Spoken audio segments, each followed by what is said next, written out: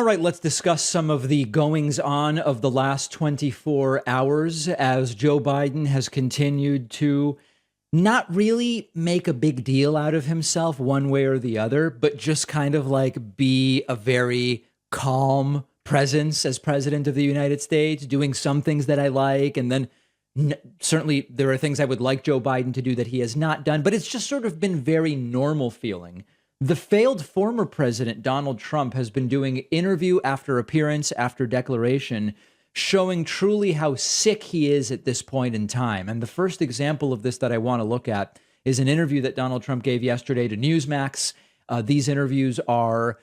These would make North Korean news anchors blush. These would make Russian propagandists say, oh no, this is even too much for me. Here is a statement. Trump is completely scrambled. His brain is completely scrambled, where in the same 50 seconds, he says that he built the wall, but that he would have built the wall if he had only had 3 more weeks. And also quite telling that increasingly Trump is not doing interviews with Fox News. He's doing them with Newsmax. And that's all part of the sort of downfall of Trump. And we'll talk more about the data behind that claim in a moment. Mr. President, you know, another issue that the Biden administration has really completely messed up is the border. And it's just totally messed up, guys. Now what you have is Governor Ron DeSantis is taking offensive action. He's taking some of the immigrants and putting them in Martha's Vineyard. What do you think of that? Really an incredibly important thing that DeSantis did. I think that the border is such a disappointment because we had the safest border. We had the best border in the history of our country. We built the wall, and then I built additions to the wall, which could have been finished in 3 weeks. He built the wall. Now, remember, the wall was defined as a wall across the entire border. He says, we built the wall, and then we could have finished it within 3 weeks. Wait, so did you build it or did you not? The majority of it, and everything we said we were going to get done. And then they came to me and they wanted to know if we could do an extra 150 to 200 miles. Yeah, they came to me with tears in their eyes and they said, sir, we need another 100 miles. No, listen, the promise that Trump made was a wall across the entire southern border by the end of his first term. By different accounts, something like 90 to 100 and something miles were added. And of course, it's a wall that could be defeated with about $100 worth of parts from a Home Depot or a hardware store. Donald Trump then said that the video of the search warrant being executed at Mar-a-Lago looks like a military coup, which is interesting language from the guy who tried to execute a coup. President, we keep hearing about video recordings at Mar-a-Lago that would have captured the raid. Have you had conversations about releasing that footage? Right. Yes, we have, and they would rather have me not do it because of the safety of the FBI agents that swarmed the place. Right. Trump's really concerned with keeping the FBI agents safe. I don't think they wanted to swarm it, if you want to know the truth. I have a great relationship with people in the FBI, but they didn't. We are very precise, and you know, it's not a pretty picture either. It looks like a military coup. It's not a pretty picture. But they didn't want. They wanted to, for the safety of the people that are on the footage, it's very clear, and for the safety of the people that are on the footage, they've asked us not to put it out. But you know, it's very interesting that reality doesn't have any bearing anymore to the extent that it ever did, right? Anymore. When these right-wingers talk about things in the real world, right? For a very long time, the January 6th riot, coup, insurrection, attempt, call it what you want, it was peaceful and it was beautiful and it was a great thing. And then all of a sudden it was, well, no, it was violent, but it was Antifa. And then it was, well, no, it doesn't really matter. It's just whatever they can say at the time. And now something that was very peaceful, the FBI shows up with a signed search warrant, FBI director signed off on it, Attorney General Merrick Garland signed off on it, judge signed off on it. That now is a violent military coup. And Trump kind of continued playing this up when he talked about how violated Melania felt when the FBI ruffled through her dresses and maybe other things of hers as well. I'm wondering how Melania felt about the raid. Yeah. By the way, a really hard-hitting question from, I believe this is Rick Grinnell, who's like a former Trump staffer doing the interview. I guess he works for Newsmax now. Who knows? Really incisive journal. How did Melania feel about what happened? Well, she felt very violated. Right. I mean, this is a terrible thing. They go Anyway, Trump would know about women feeling violated, right? into a closet. They go through her dresses and who knows what else.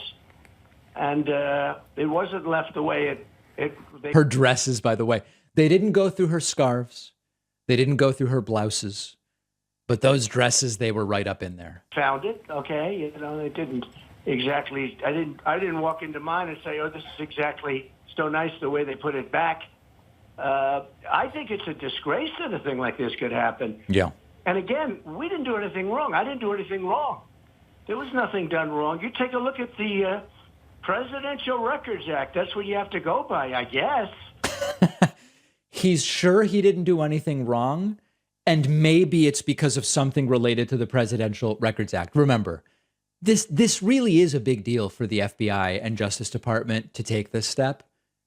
You know that they were really confident that they knew exactly what they were looking for. They knew exactly what Trump was supposed to have turned over, and that they were crossing every I and dotting every T, as Sean Hannity said. This narrative just doesn't, it's not believable. I mean, that's what I'm told. And you sit, you negotiate, you try working it out.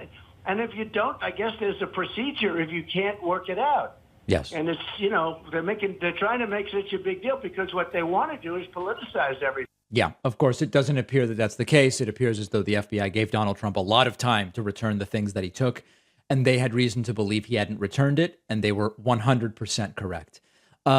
Lastly, here is Trump still complaining about the FBI being in his bedroom. You have that happen, and then they do a raid on the house of a former president who was very popular. I mean, I did get more votes than any sitting president in history. No sitting president even came close. It's almost like he's saying, you can't raid a popular former president. You should only be able to raid an unpopular one. And they did a raid on my house, and it's, not the same. You walk in and you say, these people were in here and in your bedroom, and they were in...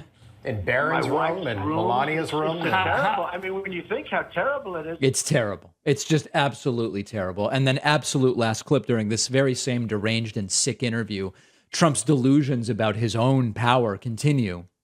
He says if he were still the president right now, he would meet with Putin and he would get that invasion of Ukraine ended. Mr. President, it's Rob Finnerty. I don't think it can be overstated. Inflation was 1.4% on your last day in office. Gas was $2.39 a gallon. Quite a difference 20 months later. Speaking of Russia, Vladimir Putin wanted to showcase Russian strength in Ukraine when he invaded in February. Mr. President, the opposite is happening. That is clear. If you were in the Oval Office today, how would you do more to engage directly with Vladimir Putin to try to get him to stop this war? Well, I'd talk to him. I'd meet with him. I mean, there's no communication with him with Biden. Obviously, there's not a lot of communication between Biden and these leaders. These leaders are pretty brutal, and they're people that you have to know how to deal with. And we dealt with them well. With China, we took in hundreds of billions of dollars of tariffs from. Now, remember that China doesn't pay the tariffs American companies do. What's really funny about that is that when Hillary Clinton said this, really, it wasn't a great thing that Hillary said. When Hillary said, I went to Wall Street and I told them, cut it out. And everybody laughed at her because it's so silly. Oh, you told Wall Street to cut it out? I'm sure right away they're going to cut it out. Trump's basically saying the same thing here. He's saying, listen, I would have met with Putin. I would have told them, stop it. Just stop it. That's it. It's pathetic. And increasingly, Trump's visibility is coming on fringe networks like Newsmax. Not that Fox News isn't fringe, but it's at least in terms of cable subscriptions more mainstream. But Trump increasingly relegated to more bizarre interviews on smaller and smaller platforms. The summer is over. Busy season is back in full force. Who has time to meal prep and cook and clean up every single day? I don't. And that's why I turn to Splendid Spoon, our sponsor. Splendid Spoon delivers delicious, ready-to-eat plant-based meals right to my door.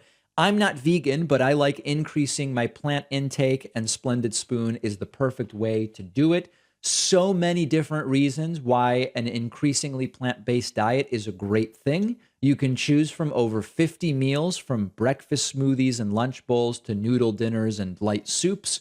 So much variety: vegetables, legumes, healthy fats, whole grains, spices from all over the world. One of my absolute favorites are the green smoothies. So much great stuff in them. Get started today and get $120 off your first 3 boxes at splendidspoon.com/Pacman. The link is down below.